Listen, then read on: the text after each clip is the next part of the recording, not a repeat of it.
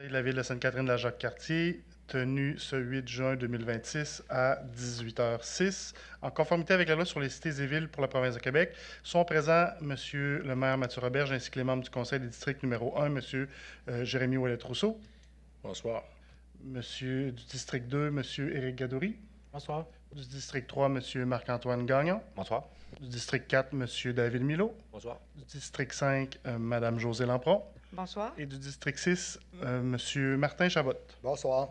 Tous membres du conseil et formant quorum sous la présidence de M. Mathieu Roberge, maire, sont également présents la directrice générale adjointe et trésorière, Mme Julie Cloutier, ainsi que la greffière et directrice des services juridiques, Maître Émilie Fleury.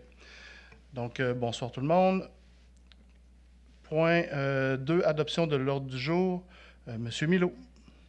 Donc, je propose d'adopter l'ordre du jour tel qu'il a été présenté.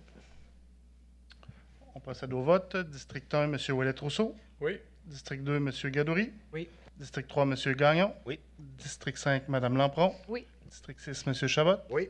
C'est adopté. Admission générale 3.1. Dépôt du rapport financier de la Ville et du rapport des vérificateurs externes. Explication, Julie. Alors, bonsoir. Comme le prévoit l'article 105.1 de la loi sur les cités et villes, je dépose le rapport financier de la Ville pour l'exercice terminé le 31 décembre 2025, ainsi que le rapport du vérificateur externe du cabinet Raymond Chabot Grant Thornton. Donc, je vais vous donner quelques explications à propos du rapport financier avant de poursuivre. Donc, le document que nous avons préparé en collaboration avec nos auditeurs, l'intention des citoyens du Conseil, ainsi que le sommaire de l'information financière proposée par le ministère des Affaires municipales, vous livrera l'essentiel des informations contenues au rapport financier 2025. Les personnes désireuses d'obtenir un niveau de détail plus élevé sont invitées à consulter le rapport financier complet qui sera déposé sur le site Internet de la Ville. Le rapport de l'auditeur indépendant Raymond Chabot Grant Thornton, selon le rapport, les états financiers consolidés donnent, dans tous leurs aspects significatifs, une image fidèle de la situation financière de la Ville de Sainte-Catherine-de-la-Jacques-Cartier au 31 décembre 2025, ainsi que les résultats de ses activités, de la variation de ses actifs financiers, de sa dette nette et de ses flux de trésorerie pour l'exercice terminé à cette date, conformément aux normes comptables canadiennes pour le secteur public. Ensuite, permettez-moi une précision au niveau de la consolidation. Les états financiers de la Ville sont consolidés à ceux des organismes de notre périmètre comptable. Ainsi, en 2025, la consolidation tient compte d'un seul organisme, soit la Régie régionale de gestion des matières résiduelles de Portneuf. Lorsque vous consulterez le rapport financier ou son sommaire, les informations financières des colonnes administration municipale correspondent aux données non consolidées, donc la Ville seulement, alors que les autres colonnes, dans les autres colonnes, les données sont consolidées, soit la Ville et l'organisme du périmètre. Donc, on va pouvoir continuer avec la présentation qui a été présentée, préparée avec la firme Raymond Chabot Grant Thornton. La portion que je vais vous expliquer, c'est la colonne qui est la partie administration municipale. Je vais vous laisser le loisir de regarder la colonne qui est organisme contrôlé. C'est ce que je viens de mentionner tout à l'heure qui correspond à la régie. Et le total consolidé, c'est la somme des revenus et des dépenses des deux organismes. Donc, je vais y aller avec la colonne administration municipale. Donc, au niveau des revenus de fonctionnement, l'administration municipale a généré des revenus de 21 694 714 $. Ces revenus correspondent à une augmentation par rapport au budget initial de l'année. Les principales augmentations viennent, dans le fond, des revenus de taxes pour un montant d'environ 230 000, des revenus de mutation des droits de mutation pour 733 000 également. Les autres revenus qui ont été également en augmentation, c'est au niveau des revenus de loisirs pour environ 140 000 $. C'est réellement les principales augmentations par rapport au budget initial.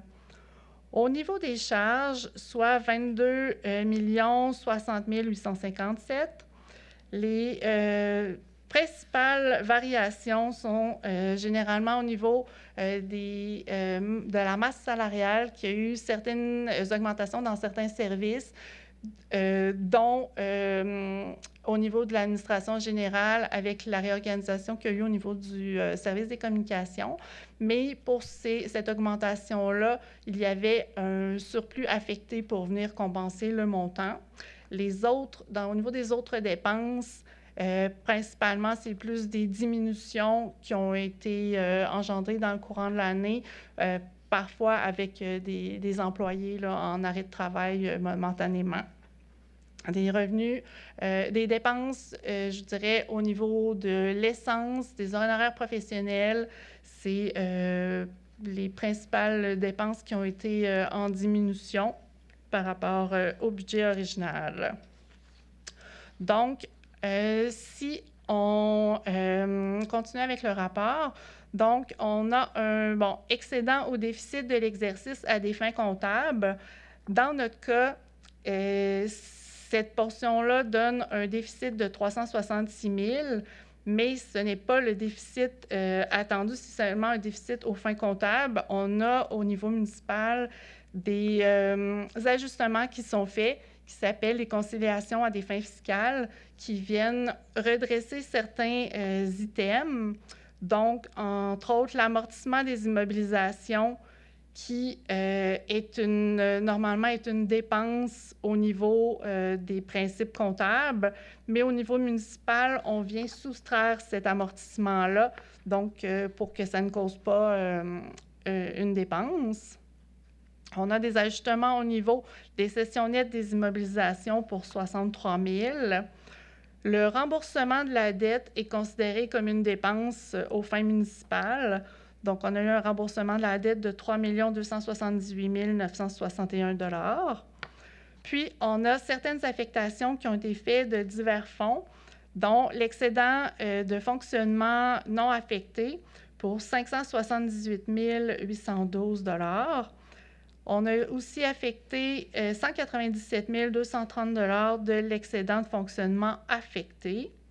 Et puis, au niveau des réserves financières et fonds réservés, il y a un montant de 268 936 qui a été utilisé pour combler certaines dépenses du présent budget.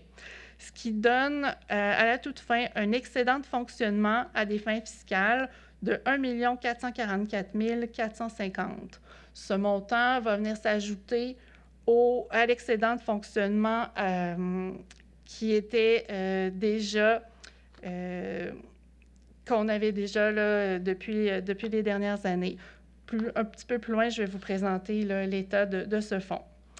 Donc, ensuite, on va passer au niveau des investissements. Si j'y vais avec la colonne 2025, au 1er janvier 2025, il y avait pour 3 272 353 $ de dépenses qui étaient à financer. Donc, les dépenses et les travaux étaient commencés, mais les financements n'étaient pas obtenus encore. Ensuite, il y a eu des nouvelles dépenses en immobilisation au cours de l'exercice pour 8 839 102. Les principales dépenses, les principaux projets qu'il y a eu, c'est entre autres l'agrandissement, la rénovation de la caserne incendie, puis les travaux qui ont lieu pour remplacer des ponceaux et des travaux sur la route Montcalm. Ensuite, il y a eu des financements pour une partie de ces dépenses, soit que les projets étaient terminés, donc les dépenses ont été financées, ou une partie, un financement partiel a été effectué. Donc, il y a eu des revenus d'investissement pour 5 882 336 $. Ces revenus, dans le fond, c'est des contributions des promoteurs pour des rues qui nous ont été cédées par les promoteurs qui les ont construits. Ensuite, il y a eu des revenus de subventions qui sont aussi inclus dans ce montant. Et d'autres contributions, des fois de moindre importance, là, comme des contributions d'Hydro-Québec ou du Centre de services scolaires de la capitale. Ensuite, nous avons le financement à long terme. C'est des emprunts à long terme qui ont été réalisés pour couvrir le montant des dépenses tel que prévu au règlement de chacun des projets. Donc, le montant d'emprunt au cours de l'exercice a été de 3 636 196 $. Ensuite, pour combler ou boucler le financement de certains autres projets, il y a un montant de 304 581 $ qui a été utilisé de l'excédent de fonctionnement non affecté et 250 568 $ qui a été puisé, entre autres, du fonds de roulement ou du fonds sur les carrières sablières. D'autres affectations ont eu lieu là, pour 12 376 $, ce qui fait qu'à la fin de l'exercice, il y avait pour 2 50 150 $ de projets à financer. Donc, le montant est moindre que l'année précédente. Donc, on peut présumer que dans la prochaine année, le financement pour ces projets va être réalisé soit par règlement d'emprunt ou par des subventions à obtenir.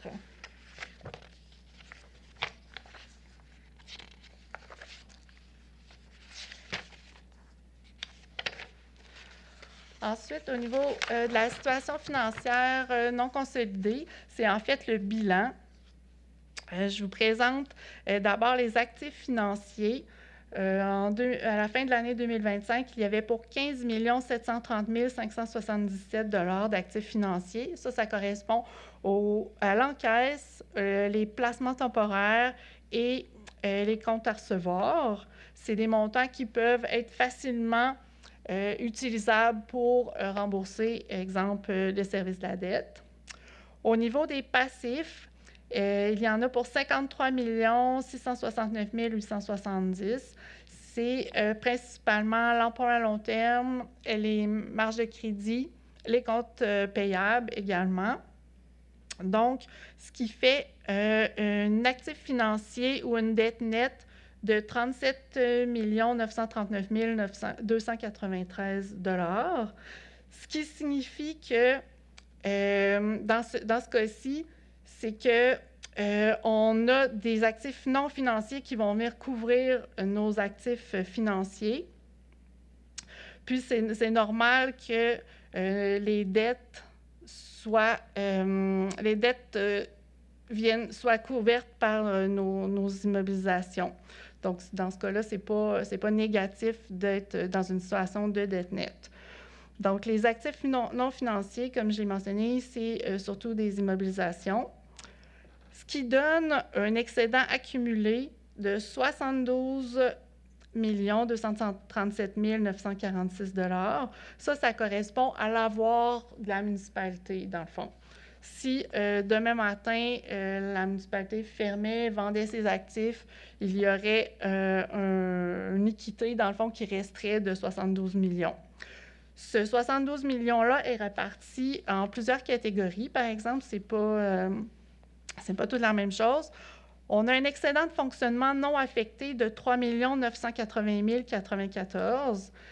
Dans cet excédent-là est venu s'ajouter l'excédent de l'exercice de 1 444 450 que je vous ai parlé tout à l'heure. Donc là, maintenant, il est inclus. On a des excédents de fonctionnement affectés pour 795 902 $, des réserves financières et fonds réservés pour 252 536 $, tels que, entre autres, le fonds de roulement. Des dépenses constatées à taxer ou à pourvoir, qui est une forme d'écriture comptable pour 169 500 $, qui était, entre autres, pour des emprunts sur des activités de fonctionnement qui avaient été réalisées dans le passé. Ensuite, il y a le financement des investissements en cours pour 2 50 150 $. Et différence, c'est l'investissement net dans les immobilisations et les autres actifs pour 69 429 064 $, ce qui est dans le fond, c'est la valeur nette de nos immobilisations. Donc, on vient regrouper tous ces montants ensemble pour constituer l'excédent de 72 237 946 $. Ensuite, je vais vous parler de l'endettement total net à long terme. L'endettement total net à long terme, c'est un principe qui va plus loin que seulement la dette qui a été empruntée. Donc, c'est notre point de départ. Donc, la dette à long terme au 31 décembre 2025 de la Ville de Sainte-Catherine était de 46 738 200 $. À cela, on ajoute les activités d'investissement à financer parce qu'on sait très bien que la majorité de ces activités d'investissement-là vont être financées par emprunt. Donc, on ajoute 3 85 826 $. Ensuite, on soustrait les sommes qui sont affectées au remboursement de la dette à long terme. Ce montant-là de 7 023 432 $, ça correspond à des sommes qui sont à recevoir du gouvernement du Québec principalement et des autres villes avec lesquelles on a des ententes intermunicipales. Donc, ils ont des engagements dans lesquels ils vont verser des sommes et ce qui fait en sorte que la dette ne sera pas seulement assumée par les citoyens de Sainte-Catherine-de-la-Jacques-Cartier. Ensuite, pour calculer notre endettement total net à long terme, on doit ajouter la quote-part de la Ville dans certains organismes, dont la Régie régionale, qui est notre organisme contrôlé, pour 1 757 393 $. La MRC de la Jacques-Cartier pour 429 534 $ et la Communauté métropolitaine de Québec pour 30 700 $. Ce qui donne un endettement total net à long terme de 45 018 221 $. Et c'est légèrement plus élevé qu'en 2020, au 31 décembre 2024, où c'était de 44 884 549 $. Par contre, ce montant-là, c'est intéressant de le mettre en parallèle dans un ratio. Donc, nous avons préparé un graphique pour le comparer avec la richesse foncière uniformisée. Donc, selon le graphique, c'est qu'on prend l'endettement total net qu'on vient diviser par la richesse foncière. Donc, ça donne une indication à savoir si l'endettement de la Ville augmente plus rapidement que la richesse foncière de la Ville ou moins rapidement. Dans notre cas, on peut voir qu'en 2025, le ratio est à 2,82. Il est légèrement plus bas que l'an dernier, qui était à 2,86 et qui est en tendance à diminuer là, depuis les années 2020. Donc, c'est une façon qui est très importante pour le Conseil et l'administration de contrôler ce ratio-là en faisant un plan triennal d'immobilisation qui va s'assurer que la croissance de la Ville se fait quand même plus rapidement que la croissance de la dette. Donc, si on regarde le tableau, là, il y a certaines périodes comme quoi l'endettement était plus bas. En période de subvention, souvent, l'endettement augmente. Puis, durant les dernières années, le ratio est contrôlé de cette façon, puis avec des objectifs pour les prochaines années aussi de continuer à le contrôler. Donc, ça complète la présentation. Merci. Donc, 3.2, adoption du règlement numéro 1718-2026, modifiant le règlement numéro 891-2003, abrogeant et remplaçant le règlement numéro 327 relatif au stationnement afin de préciser des interdictions en bordure de rue. Monsieur Gagnon, non, excusez-moi, on va passer à Maître, excusez-moi, j'allais vous oublier encore, à Maître Fleury pour le résumé. Oui, en fait, l'objet du règlement numéro 1718-2026 modifie le règlement numéro 891-2003, abroge et remplace le règlement 327 relatif au stationnement. Son objet est de préciser des interdictions en bord de rue, soit plus précisément sur la route Saint-Denis-Garneau, sur la route du Mistral et sur l'avenue des Catherines. Ce règlement n'a fait l'objet d'aucune modification entre le projet adopté lors de la séance du 4 mai 2026 et le règlement soumis pour adoption à la séance de ce soir. Il entrera en vigueur suivant la publication de l'avis de promulgation. Merci. On va passer à la résolution. Monsieur Gagnon. Oui, pardon. Entendu qu'un avis de motion de la présentation du présent règlement a été donné lors de la séance ordinaire de ce Conseil tenue le 1er juin 2026. Entendu que le projet de règlement numéro APR-436-2026 a été déposé lors de cette même séance. Entendu que Mme Émilie Fleury, greffière et directrice des affaires juridiques, a précisé l'objet du règlement et mentionné qu'aucune modification n'a été effectuée entre le projet et le présent règlement. Entendu que les procédures prévues à l'article 356 de la loi sur les cités et villes ont été respectées. Je propose que ce Conseil adopte le règlement numéro 1718-2026, modifiant le règlement numéro 891-2003, abrogeant et remplaçant le règlement numéro 327 relatif au stationnement afin de préciser des interdictions en bordure de rue. On procède au vote. District 1, M. Ouellet-Rousseau. Oui. District 2, M. Gadouri. Oui. District 4, M. Milo. Oui. District 5, Mme Lampron. Oui. Et District 6, M. Chabot. Oui. C'est adopté. 3.3. Autorisation de signature d'une demande d'utilisation du territoire public et d'une demande de permis d'intervention pour les travaux effectués en vue de la construction d'une nouvelle conduite d'eau brute. M. Ouellet-Rousseau. Attendu le projet de construction d'une nouvelle conduite d'amener, attendu que les travaux doivent être effectués sur le terrain appartenant au ministère des Ressources naturelles et des Forêts, attendu la nécessité d'obtenir l'autorisation du ministère avant d'entreprendre les dits travaux, attendu qu'aux fins d'obtenir cette autorisation, 2 formulaires doivent être complétés et déposés auprès du MRNF, soit une demande d'utilisation du territoire public et une demande de permis d'intervention, bois de chauffage, utilité publique, droit minier ou d'hydrocarbures fauniques, récréatifs ou agricoles, expérimentation ou recherche. Attendu que ces formulaires doivent être accompagnés d'une résolution du Conseil autorisant leur signature et leur dépôt, attendu que Mme Émilie Fleury, greffière et directrice des affaires juridiques, assurera les formalités administratives requises, je propose que ce Conseil autorise Mme Émilie Fleury, greffière et directrice des affaires juridiques, à signer les 2 formulaires requis et à les déposer auprès du ministère des Ressources naturelles et des Forêts, afin d'obtenir l'autorisation d'exécution des travaux en vue de la construction d'une nouvelle conduite d'eau brute.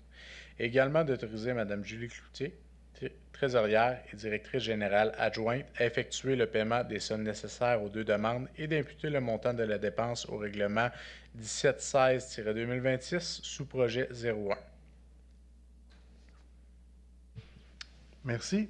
On procède au vote. District 2, excusez-moi, M.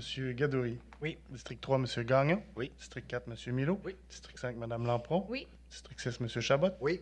C'est adopté. Point 4, période de questions sur le contenu de l'ordre du jour. J'imagine qu'on n'en aura pas. Et le point suivant, clôture de la séance, M. Milo. Donc, je propose de clore la séance extraordinaire du lundi 8 juin 2026 à 18h30. On procède au vote. District 1, M. Ouellet-Rousseau. Oui. Bonne soirée. District 2, M. Gadouri. Oui. District 3, M. Gagnon. Oui. District 4, Mme Lampron. Oui. District 6, M. Chabot. Oui. Merci. Bonne soirée.